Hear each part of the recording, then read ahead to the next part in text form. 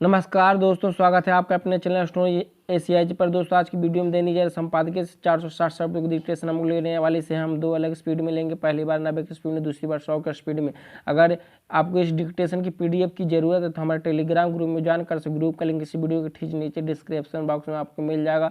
तो 90 की स्पीड में लेंगे और आपका समय स्टार्ट होगा 5 सेकेंड के बाद। स्टार्ट।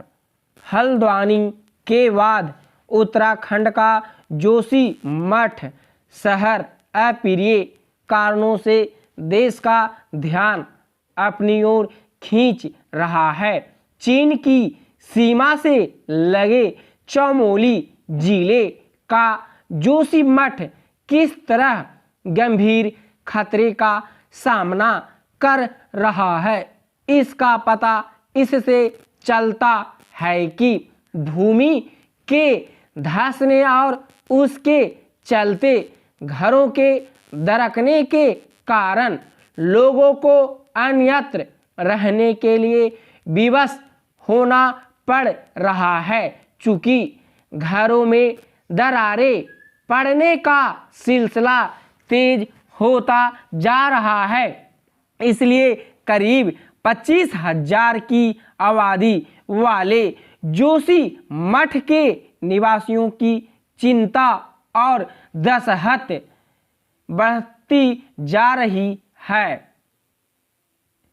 इसकी भरी पूरी आशंका है कि आने वाले दिनों में स्थिति और गंभीर होगी तथा इस भयंकर ठंड में अनेक लोगों को उनके घरों से निकलकर सुरक्षित स्थान पर ले जाना पड़ेगा।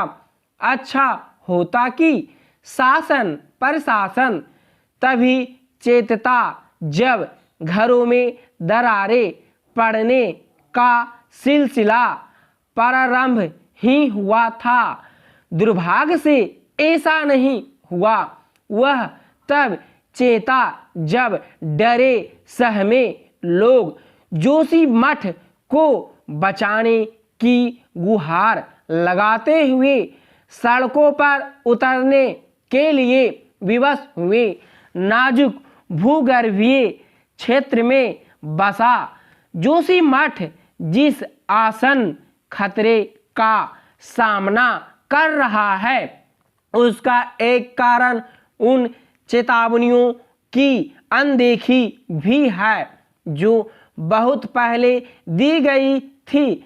इससे संतुष्ट नहीं हुआ जा सकता कि 8 सदस्यीय विशेषज्ञ समिति जोशी मठ शहर का निरीक्षण कर रही है, क्योंकि यह काम बहुत पहले किया जाना चाहिए था।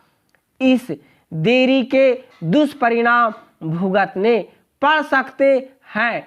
कम से कम अब तो यह सुनिश्चित ही किया जाना चाहिए कि उन कारणों का गहराई से आकलन किया जाए जिनके चलते जोशी मठ में जमीन धंस रही है।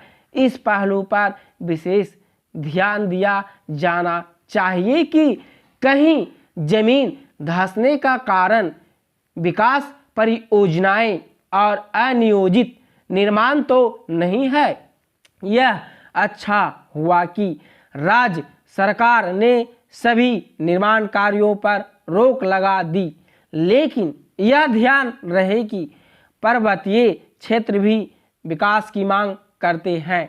समस्या यह है कि पर्वतीय क्षेत्र में विकास कार्यों को आगे बढ़ाने के पहले इलाकों की संवेदनशील भूगर्भीय स्थिति का पर्याप्त अध्ययन नहीं किया जाता। यदि पर्वतीय क्षेत्रों में संभावित खतरों की अनदेखी की जाएगी तो वैसे ही खतरे का सामना अनेक पहाड़ी इलाकों को भी करना पड़ सकता है, जैसा जोशी मठ को करना पड़ रहा है।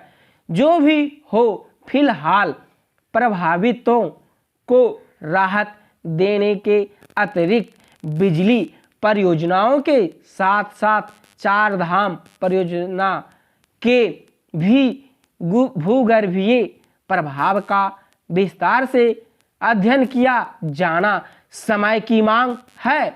जोशीमठ में जो कुछ हो रहा है उससे देश के अन्य पर्वतीय इलाकों को भी सावधान हो जाना चाहिए, क्योंकि जिन कारणों से इस शहर के लिए खतरा पैदा हुआ वे कारण अन्यत्र भी हो सकते हैं। यह भी ध्यान रहे कि अन्य पर्वतीय क्षेत्रों में भी अनियोजित विकास हो रहा है। स्टॉप। दोस्तों इसी डिक्टेशन को दूसरी बार हम लोग 100 का स्पीड में लेंगे और आपका समय स्टार्ट होगा 5 सेकेंड के बाद। स्टार्ट। हल्द्वानी के बाद उत्तराखंड का जोशीमठ शहर अप्रिय कारणों से देश का ध्यान अपनी ओर खींच रहा है। चीन की सीमा से लगे चमोली जिले का जोशीमठ किस तरह गंभीर खतरे का सामना कर रहा है, इसका पता इससे चलता है कि भूमि के धंसने और उसके चलते घरों के दरकने के कारण लोगों को अन्यत्र रहने के लिए विवश होना पड़ रहा है।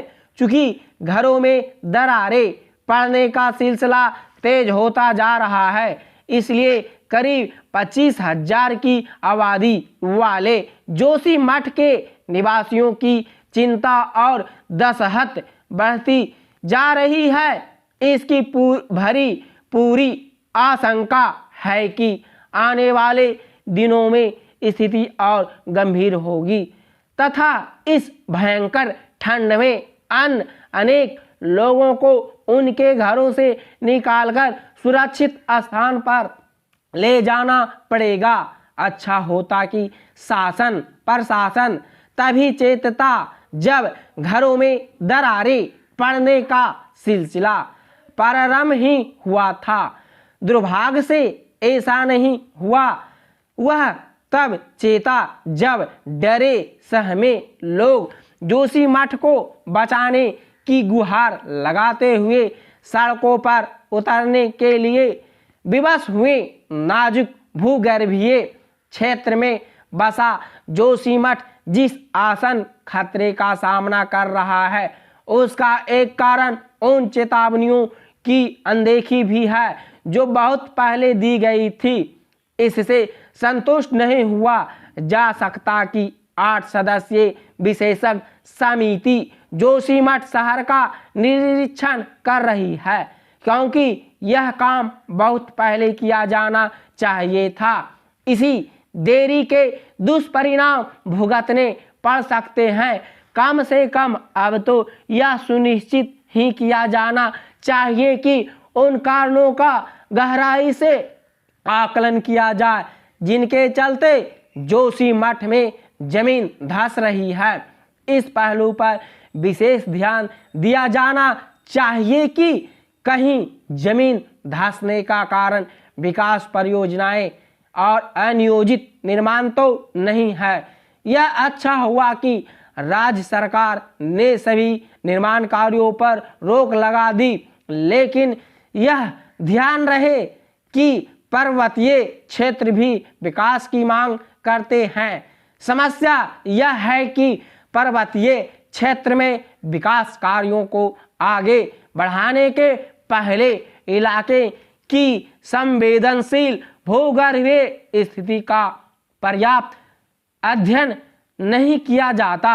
यदि पर्वतीय क्षेत्रों में संभावित खतरों की अनदेखी की जाएगी तो वैसे ही खतरे का सामना अन्य अनेक पहाड़ी इलाकों को भी करना पड़ सकता है, जैसा जोशीमठ को करना पड़ रहा है। जो भी हो, फिलहाल प्रभावितों को राहत देने के अतिरिक्त बिजली परियोजनाओं के साथ साथ चार धाम परियोजना के भी भूगर्भीय प्रभाव का विस्तार से अध्ययन किया जाना समय की मांग है। जोशीमठ में जो कुछ हो रहा है उससे देश के अन्य पर्वतीय इलाकों को भी सावधान हो जाना चाहिए, क्योंकि जिन कारणों से इस शहर के लिए खतरा पैदा हुआ वे कारण अन्यत्र भी हो सकते हैं। यह भी ध्यान रहे कि अन्य पर्वतीय क्षेत्रों में भी अनियोजित विकास हो रहा है।